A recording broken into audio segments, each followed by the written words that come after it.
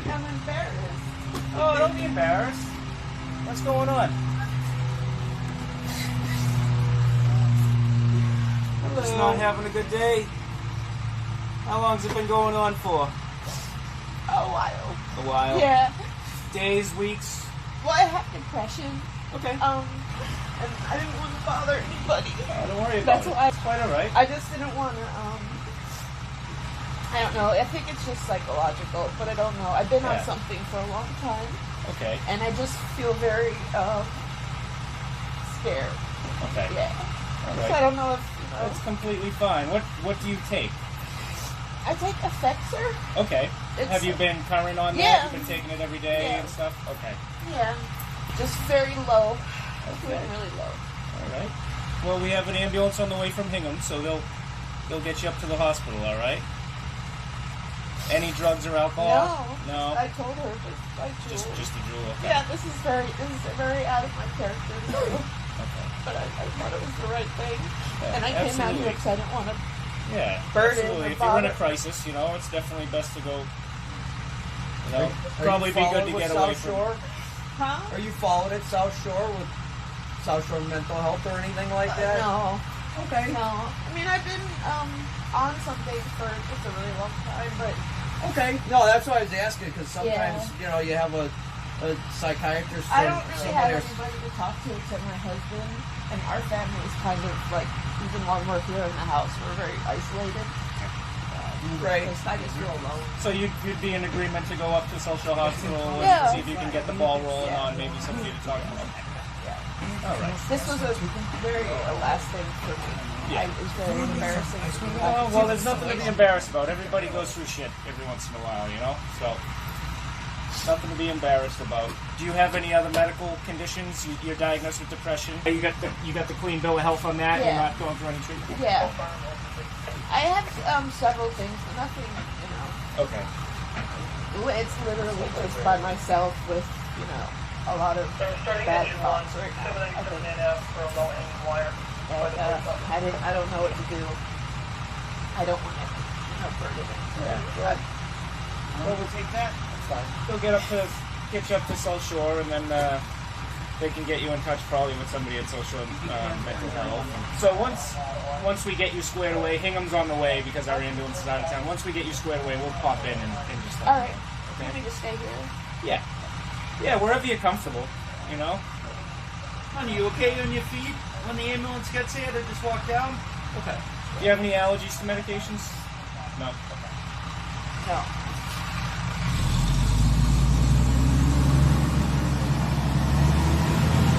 Got a great view out here. Yeah.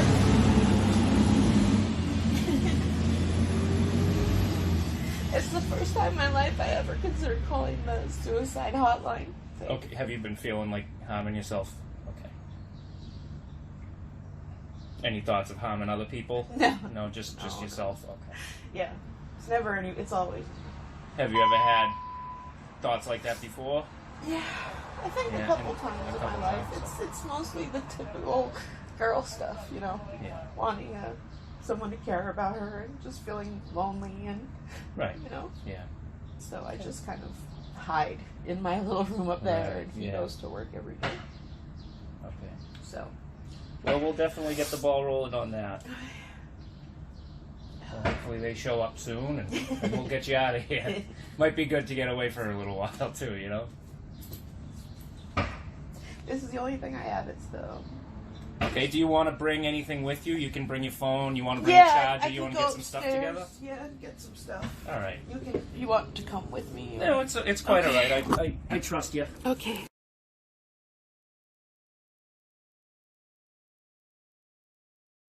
So, this is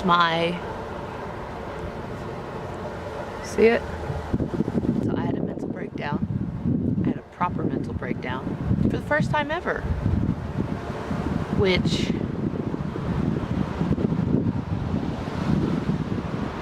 see, I was so worried to record this because I was afraid I was going to forget some things. And it's been maybe like 72 hours since I've been released from the loony bin. But I'm outside and my experience. So I will tell you what happened. So I was feeling anxious and depressed, more so than usual. Over the last couple of months, stuff was sort of building and building and building, and I think that this is an appropriate time as ever to make this video because I learned about some other YouTuber who is apparently suicidal, or he's thinking about it, or I don't know. But anyway, so I woke up a couple of days ago and things were just kind of in my head weird. I went down to the front porch, which is the recording that this video opened up with, and I found myself sitting on the front porch of the house, not really anything to worry about, and I started to stress because there was a text from my former boss. Thankfully, I'm not working for them anymore. It's great because it was toxic, and that was the last thing I needed to get rid of. So I basically was just sitting on the front porch, and I started to Google the National Suicide Hotline. And I wasn't feeling suicidal. I didn't want to die. I just wanted everything that was going on in my head in that moment, the stress, the frustration, the anxiety, to just stop. I just wanted everything to stop, just for a minute. And so what ended up happening was, I was sitting on my front porch at home, and I took my phone out and I looked up the suicide hotline. And I always hear people say, and I hope you can hear me and the wind doesn't become an issue with this, but I know how you hear people say, people that really want to commit suicide, they just go ahead and do it. People that don't, and then they like put stuff on social media, those are the people that just want attention. You know, it's not even really a cry for help, it's just like a cry for attention. So I didn't do that. I didn't post anything on any social media, so it wasn't a cry for attention. It was something that was obviously serious. So I went out to the front porch.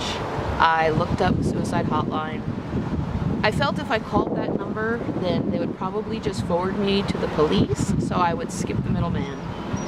So what I did was I did call 911, and I knew that it was serious because I never felt that way before, and I knew that there was something wrong and I needed help. The thing is, when this happened to me a couple days ago, I had no idea that there was actually help out there. I had no clue. I wanted to do everything just quietly so nobody knew what was going on, and it worked for the most part. I went out to the front porch of the house. I didn't tell anybody. My husband was asleep. Other people in our house were busy, were working, so I didn't tell anybody. I didn't do anything. I just kind of did it extremely strategic and quiet, and I called 911 and I said, hi, my name is Jamie Lee Fisher. I've struggled with anxiety and depression my whole life. Today I woke up and I'm feeling just, you know, extremely nervous, extremely anxious, extremely depressed. I don't really have a reason, but I just want everything to stop. And that was the word, that phrase was the phrase that got this, and it got me institutionalized, essentially. And I was like, well, if you do come, because I know when you call 911, at least in my town, they bring the whole cavalry over. They bring the police, they bring the ambulance. And I was just like, all I could think of was just, I'm going to be so embarrassed. Just don't bring ambulance, don't bring police. And if you do, please don't have the alarms going. You know, I want this to just be private, you know. So if I wanted attention, I could have been like, blare your alarms, whatever. They actually listened to me, which I don't know if that's breaking the law, but they didn't have the sirens going, which was great. So I'm sitting out on the porch and they're like, it's okay, just hang out, just wait there. I think I even get some of the 911 call in the opening of this film, and I'm gonna put that in so you guys can see. And so they just kind of like showed up on the porch. I don't know how they got in the house or got to the porch, but you know, they just kind of all came around me at all sides. I guess it was police people. You know, everybody is overwhelmed with stuff that's going on in their life. But for me, that morning, for whatever reason, I was like, I'm done. I'm done. I don't know really what that meant. But obviously, looking back now to like people that work at these, you know, suicide hotline places and whatnot, saying I'm done is gonna get you put in the loony bin for a little while, at least. I didn't know any of this stuff. This was all new to me. So long story short, they said, we're gonna go ahead and we're gonna get you some help. You wanna bring anything with you, like a bag or something? And so I went upstairs, I grabbed my computer, basically like I was gonna go to Starbucks, and didn't bring any clothes. They took me in an ambulance, really nice guy. I was just like sitting in the ambulance, he was very nice. And I was just talking about like how I was feeling overwhelmed and how I wanted everything to stop. And the more I said that, the more he was probably going in his head, okay, you're gonna get institutionalized. In Massachusetts, it's different in every state. In Massachusetts, if you're Baker acted, meaning you are committed to a mental institution psych ward, you have to stay there for a minimum of 72 hours. None of this stuff I knew. This was all new to me.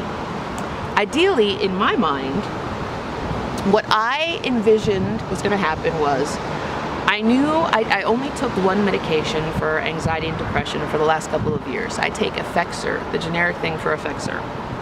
So what I thought was going to happen was, they're going to take me to the hospital, they're going to juice me up, they're going to either change my meds, make them higher, make them lower, and then I was going to go home. That's what I thought was going to happen, in all honesty. So I get to the hospital and I go to the ER. I think I went to South Shore Hospital, doing my vitals, waiting to pee. They made me put on like a green scrub, which I guess is meant for the mental patients. And it seemed very calm, collected. Never once did I know I wasn't going to be coming home for a couple days. Never once did I, you know. I know that there's people who can voluntarily put themselves in psychiatric units, and there's people that are committed. I was committed, and whether or not I was actually suicidal, I don't know. Whether or not I was overwhelmed, and it was supposed to happen, and I'm so glad I reached out. And that's what most people, that's why I'm doing this, and that's why it's so important for people to see this, because, you know, Girl Interrupted, that movie came out, what, 1999? That movie came out, and all of a sudden it was winning all these, like, Hollywood awards, and people were saying how, like, the stigma of mental illness is finally gone, we can talk about it. And it really hasn't gone. It's still around, and people are still very, I think, not ashamed, but people still don't want to talk about mental illness, or it's still seen as, like, something that, you know, it's still stigmatized to the point where people who go into the mental institution, or people who have mental illness, are somehow less than, or it's somehow still a taboo to reach out for help. So I'm making this to show you that I struggle with it. I went to the mental institution for the first time. Holy fucking humbling experience, let me tell you. So anyway, let me stop rambling. I just guzzled a big Red Bull. So I get to the hospital.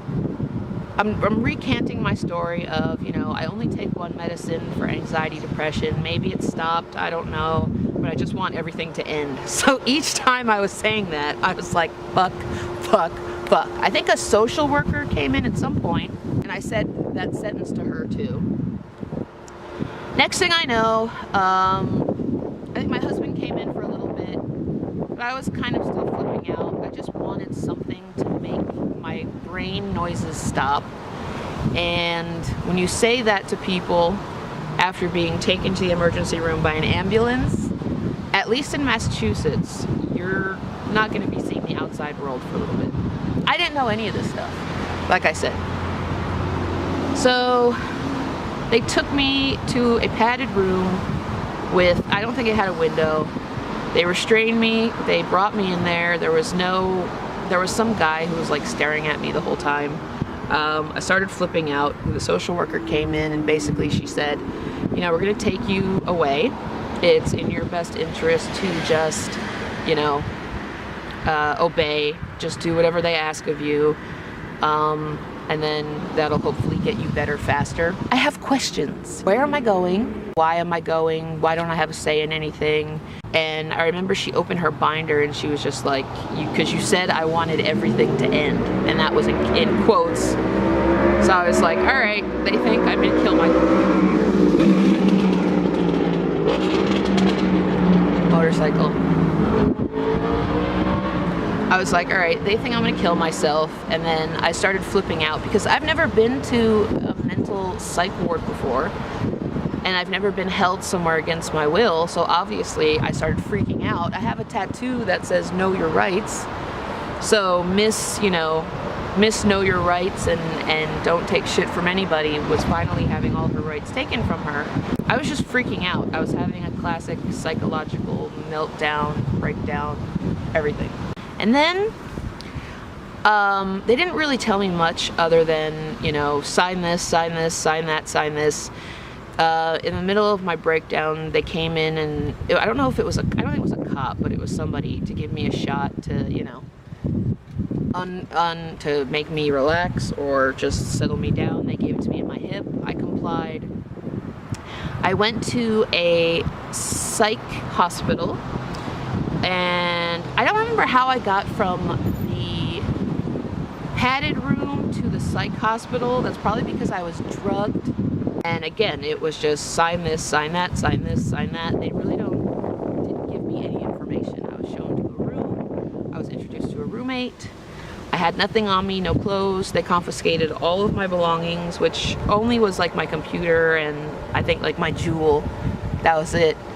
But I signed the 72-hour hold, which is mandatory in Massachusetts. But bear in mind, when you do that, they're going to be watching you every single hour, every single minute. And if you give them any reason whatsoever, they can hold you there for as long as they feel you are still a danger to society.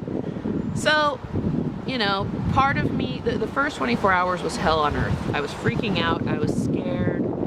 I got there and I saw people walking into walls. I saw people sucking their thumbs and rocking like a baby.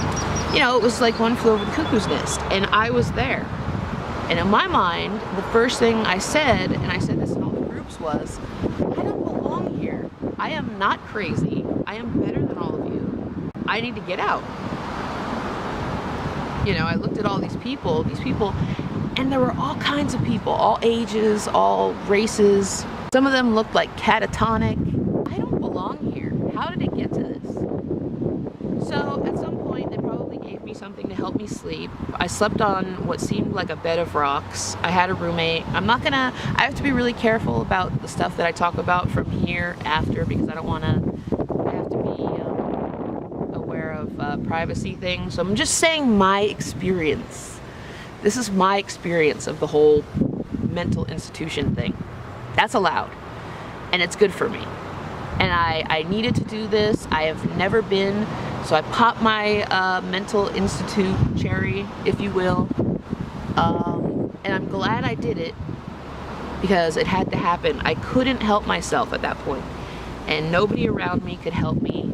I was forcing them to try and help me, but it's not fair to expect unreasonable things from when you deal with people, when you deal with issues of your brain. You need professional help. And I've had really bad experiences all my life with therapy. And I've had therapists who fell asleep on me. And so obviously for me it was, I had a bad taste in my mouth when it came to therapists and psychologists, the whole thing. But I had to put my trust and faith in the unknown because what I was doing wasn't enough and I needed help. And I wasn't afraid of asking for help. I didn't want to just have attention because I would have come on here, I would have gone on social media and been like, love me, love me, love me, validate me, I didn't do that. So the first morning in the psych ward, I woke up, I took my meds, I went to the med window. It was sort of like jail mixed with One Flew Over the Cuckoo's Nest, mixed with Girl Interrupted, mixed with summer camp. So we had a schedule every morning, get up, go to breakfast, go to groups, go to lunch, go to groups, go to dinner, talk with this social worker, talk with that doctor, get your vitals taken. Every single thing I did was watched, single thing I did was recorded. I couldn't go to the bathroom without being let in, unlock, lock. And it humbled me really quick. We couldn't have anything really. that would minutely be considered a weapon. We had pens that were rubber, so we had rubber pens. We had things where I was like, how is this a weapon? How would I kill myself with like earbuds?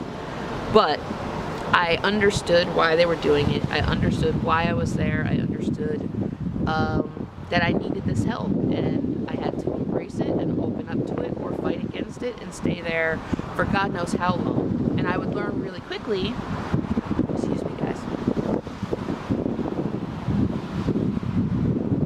I would learn extremely quickly that if I fought this, I would be there forever. So I might as well embrace it and learn from it and get better. Now this is the thing. My meds were out of whack. My meds were not working. So they used the time to give me something new, I guess, and watch over me to see how I did. I think they gave me Buspar for anxiety. I still don't know if I'm going to stick with it, but whatever they started doing was working. I started opening up. I started saying, you know what? I got to take advantage of this because this is help.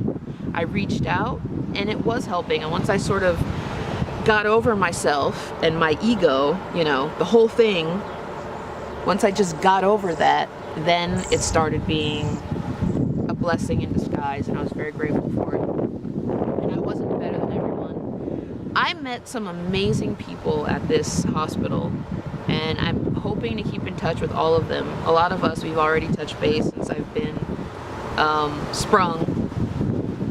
But all of these people that I thought I was so much better than, you know, I wasn't. I was exactly the same as them. And I have to say, there were moments where I looked around at myself and the people that I was with, and I thought, these are the kinds of people that I needed to surround myself with.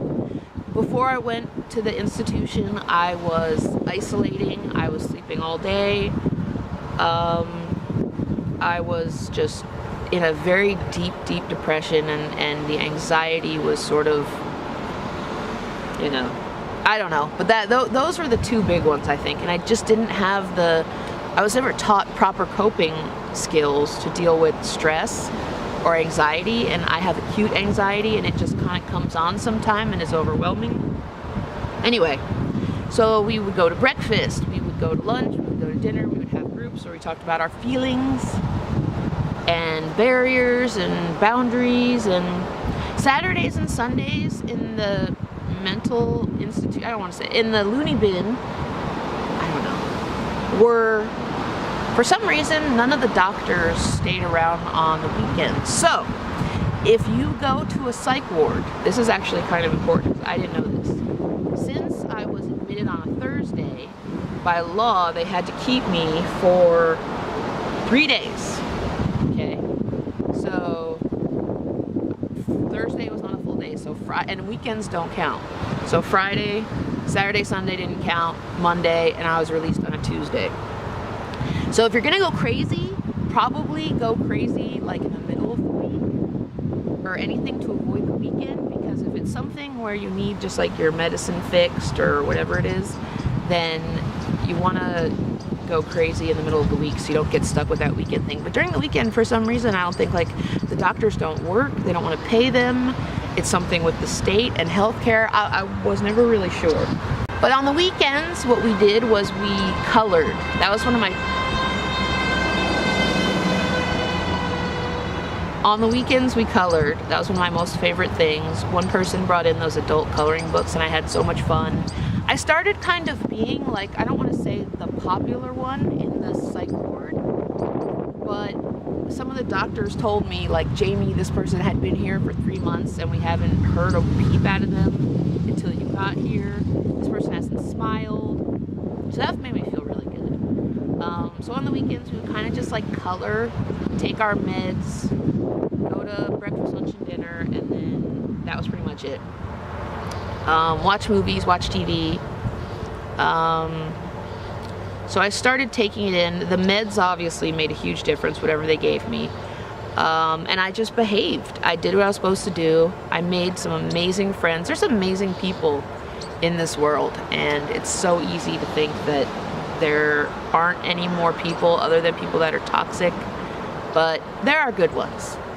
And sometimes you just have to go to the loony bin to find them, I guess, but it was reassuring to know that There are people who care. There are people that know how to help you and fix you if your brain is broken. And I was the biggest skeptic of them all. And I am so glad I did what I did. We played music. One of my friends there had his guitar, which, how was he allowed to have that? That's a weapon. But I don't know. You know, there were some scary moments too, where some things happened, where people would get into fights, and then that would prolong their stay. And I felt so bad because there were people in my unit who were such good, you knew they were good souls. They had good hearts. I had spoken to them. They were just hurting. They just had pain. They just didn't have anyone to talk to. They were alone. And some of them were just medicated to the point where they were just catatonic. They would just walk around like they were, if you've ever seen that movie Awakenings, that's exactly what it was like. And I'd be having a conversation with them, and an hour later after they got their medicine, I would be like, are you still in there? I could have been like that. I think I was like that a couple times. But I think they did that for me when I was asleep.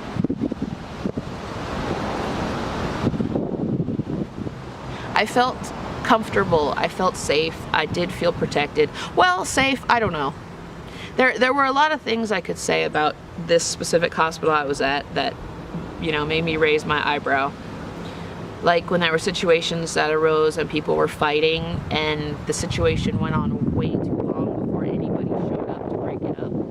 And we'd all be like in the hallway just staring, saying like, why is there not anybody here to help? So there's absolutely things in the mental health field and hospitals that need attention, need improvement. But I will say, for the most part, it is good. I don't know if it's the fact that I have state health care. Unfortunately, nothing's perfect. No system is perfect, but I think they do what they can. I think I benefited from it. I'm glad I asked for help. That's the hardest thing for people, because you have to really put your pride aside, and you have to just say, I want to not be this, you know?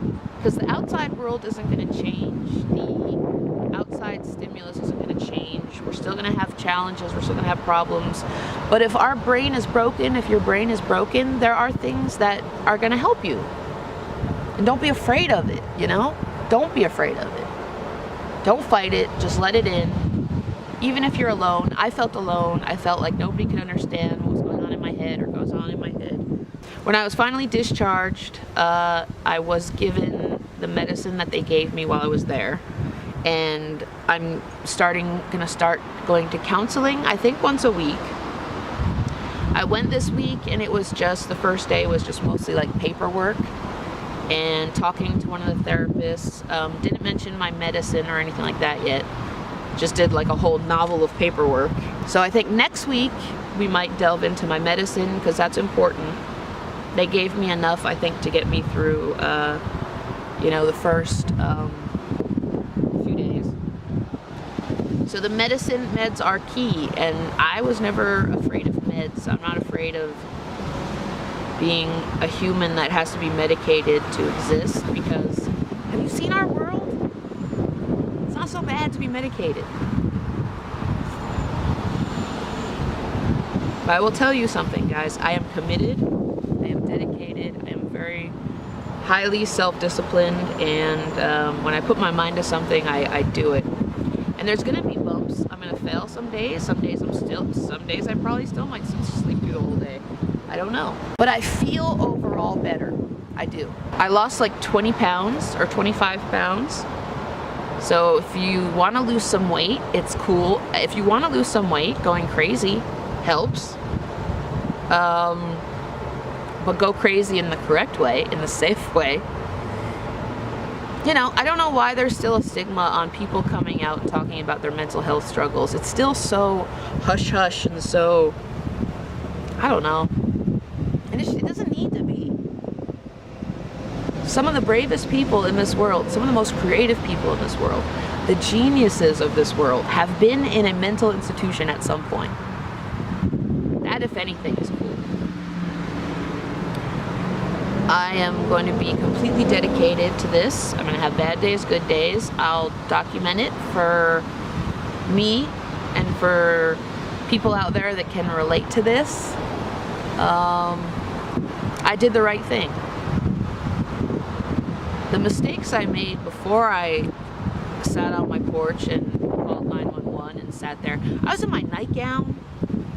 You know, like I was not in any position. I didn't want to bother anybody, and that's what scared me the most, because I know when people say I want to kill myself, I'm done, they're gonna, I don't know, nowadays they go to social media and say something and they don't want to die. They just want someone to validate their existence or make them feel like they matter. I didn't even care about that. I literally didn't want anyone to know. I almost wanted it to be so private and so secretive, you know, that nobody heard. And it worked, because people in my house said they didn't even know there was like a cop and a fire truck until they left. I went upstairs to grab my stuff, and that's when I told my husband, you know, I tried to kill myself, I'm going to the hospital, and then that was it. I just left, and then he came to the hospital, of course, and he visited me once, but it was good. Then the rest we just kind of updated. He tried to call, he called once during the day and just check in on me, but it was better that the outside world for me was outside. I needed to focus on where I was. Will I go back to a place like this in the future? I don't know, maybe, but I kind of feel very comforted that these places exist, and that if I ever get to that low point again, I can go to a place like that, and it might not work, it might not be perfect. There are people who care. Maybe not in the way we want them to or the way we need them to, but they care. And don't throw them in the garbage just because they don't care the way you want them to. They might not have the capability of caring for you the way you need, or the resources. That's when you need to reach out for help. And I did. But the friendships that I made, I hope will last a lifetime. There's still some people that I think are there that are gonna be with me forever. If it wasn't for the medicine, the people that were there, not the doctors, not all the people that, you know, shot me up with stuff, the patients, me. I was a patient, I am a patient. That made the difference. And it was like 3 days I was there.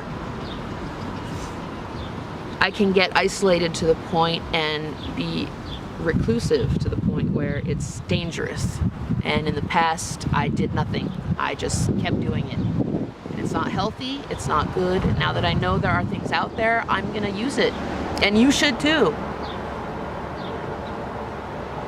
I heard about this other YouTuber that has gone missing, who was making a suicidal video. I don't know who he was or much about him, but he blatantly said in the video he turned down help.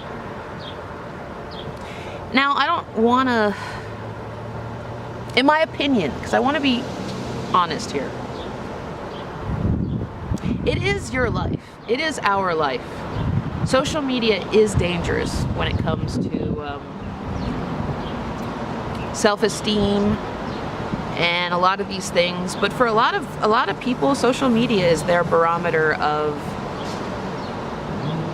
purpose, and that's not healthy. I think you can use social media to inspire, which is what I try to do, and make a difference, or you can use social media to validate your existence, and that's dangerous.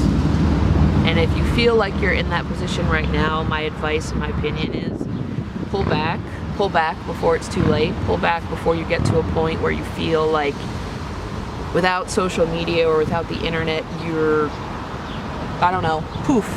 When I was in the loony bin, I didn't have a phone, I didn't have a computer, I didn't have access to anything.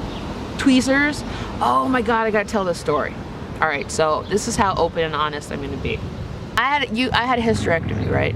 I had something also called polycystic ovarian syndrome. That's when sometimes you get like little chinny chin hairs, women, little chin hairs, right? So I made the dumb mistake of when I first got like my first chin hair. That's right, ladies get chin hairs. And I was probably like, I don't know, 7th grade or something. So me being super smart, I took a razor to those chin hairs and was just na-na-na-na-na-na, right? And every single day since, na-na-na-na-na-na-na. So when I was in the loony bin, I couldn't have a razor because that's a weapon. So I was so insecure the whole time, thinking I am gonna be the bearded lady in this mental institution. And that sucks.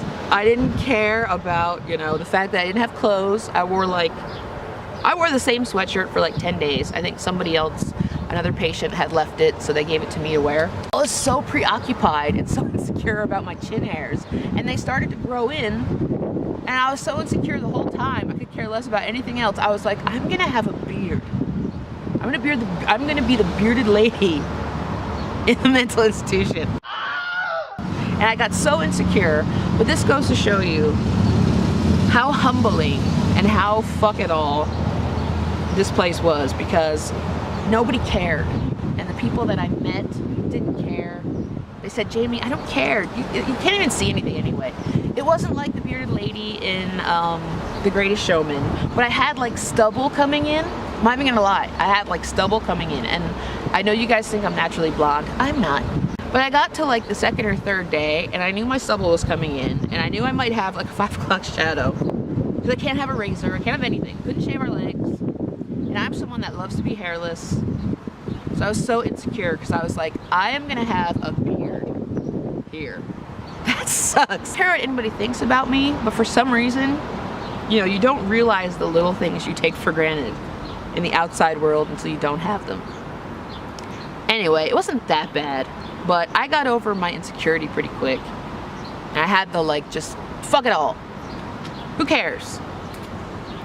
And because I was that way, and because I didn't challenge the system, I did what I was supposed to do. I went to the meetings, I behaved, I didn't freak out over something dumb. I couldn't have my jewel, forget that.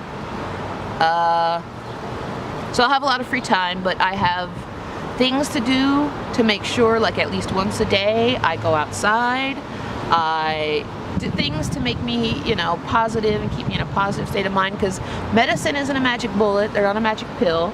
I have to change behaviors. I'm getting up early, and even if I have nowhere to go or nothing to do during the day, I have different things that I can do. I have to go to the counseling anyway, because it's part of the getting released.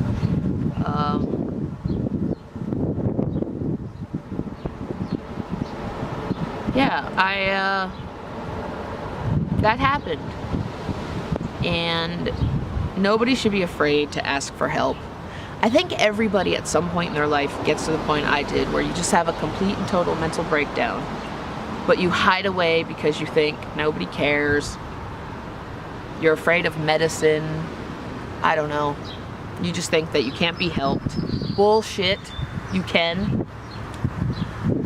Sometimes people don't get the right medicine, and that's why they stay longer at these places. Mine, I guess, worked.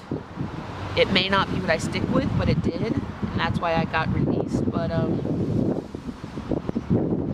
I reached out for help and I got it. I am among the public.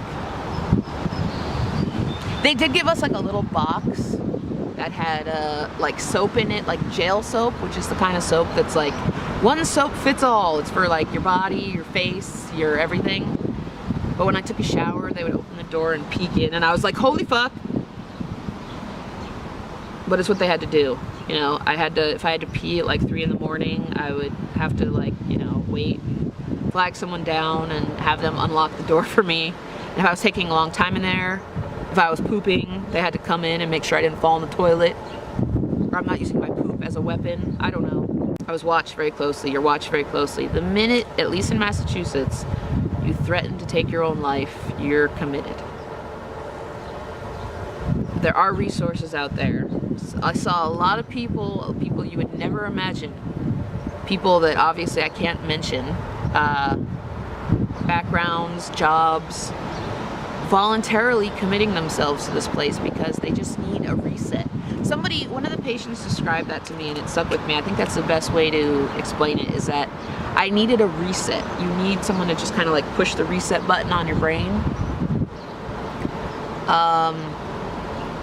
And like I said, there's gonna be moments where I slip up. But I think documenting it and sharing it is good, because whenever I feel there's nobody talking about something that I feel is prevalent, I want to put it out there, because if I couldn't find it, then there's obviously a need for it, so I'll do it.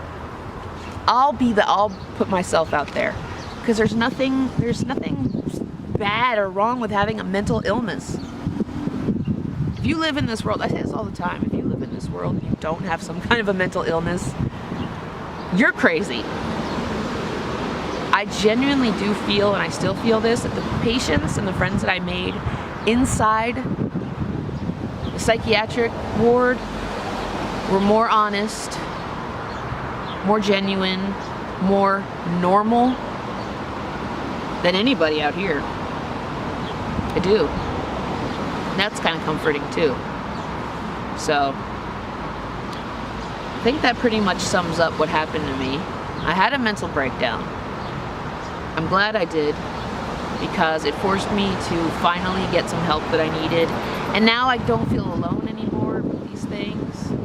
And staying dedicated and consistent and just working, just doing my best to maintain it. And then, you know, hopefully it'll just get better and better. But you'll have dips. That's normal. I think at some point everybody has to deal with themselves. You have to deal with the person in the mirror.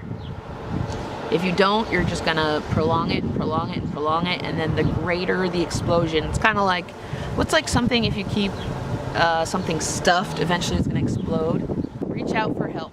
If you're watching this, use me as a template. There's no shame in it. There's no stigma. It's honest. It's genuine. And in a world where honesty is becoming a commodity and telling the truth, in a world where everything is filtered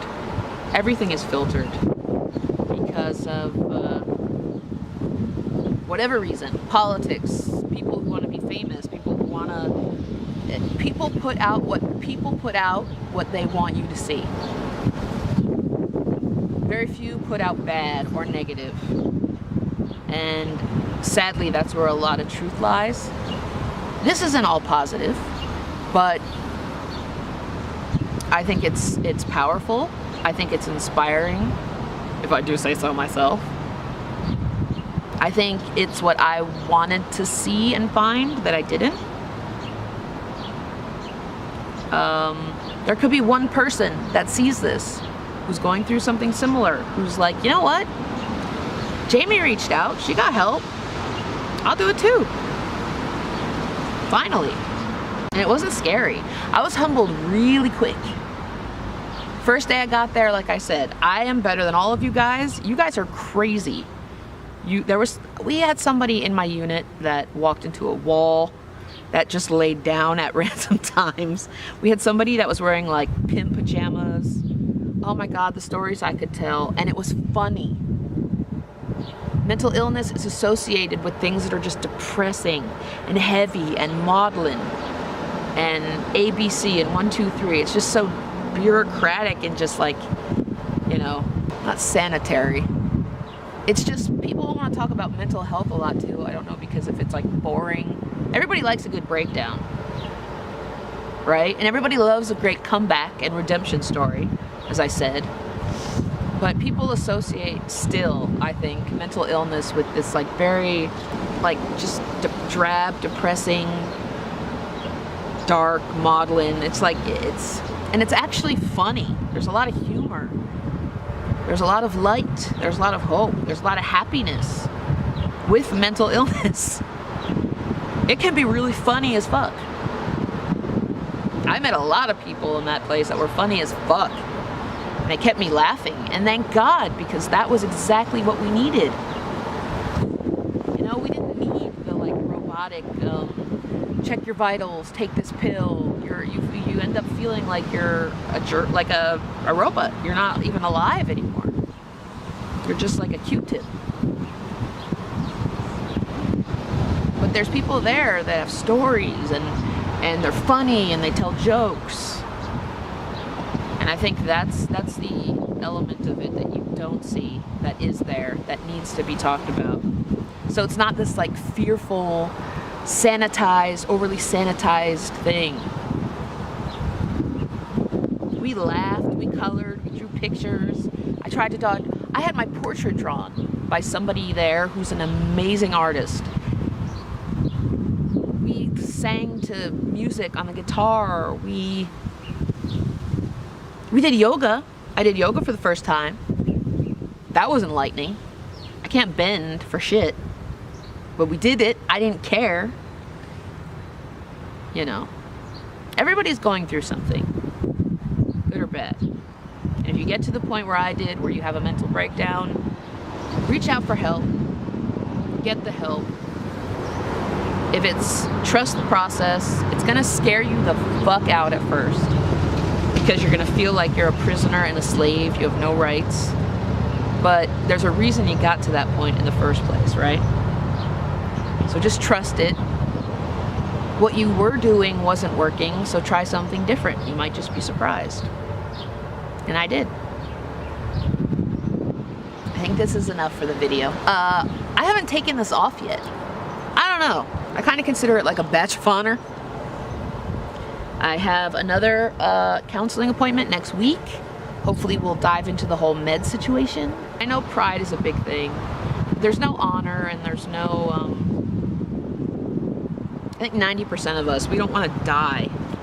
Sometimes the world just gets to be too heavy. You know, and you're trying to like lift it and hold it like a big boulder. Just like imagine a huge like snowball or something. Like a huge snowball in the wintertime, right? Huge snowball. You're trying to push that snowball up the hill by yourself. And there's no way in hell you can do that by yourself. You need help. And some people are too afraid or too proud or too, I don't know. And unfortunately, you can't really do much for them because at the end of the day, you know, if somebody wants to do something, I guess they'll do it. But ideally, you would want everyone to stay alive who is thinking about suicide or anything like that. But unfortunately, we can't save everybody who can't save themselves, I guess. But for those who are kind of in the middle, one quote from Girl Interrupted, even though I kind of bashed it, because it was a little dark. It was dark. There was a great quote in the movie where Carolyn and Angelina Jolie, they were in the basement. I think this is like one of the final scenes. My hair. I don't know. Whatever their names were. Not verbatim, but she says,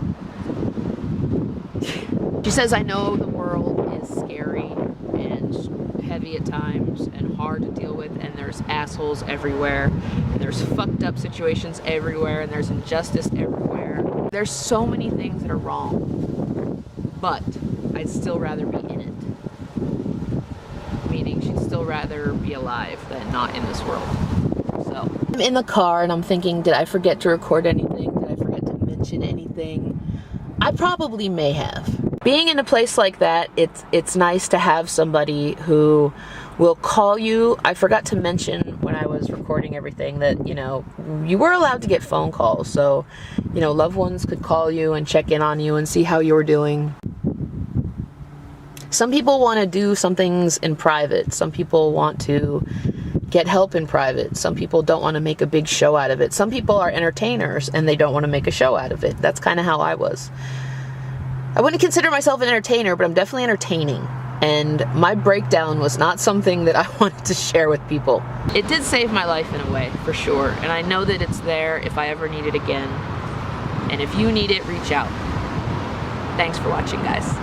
Bye.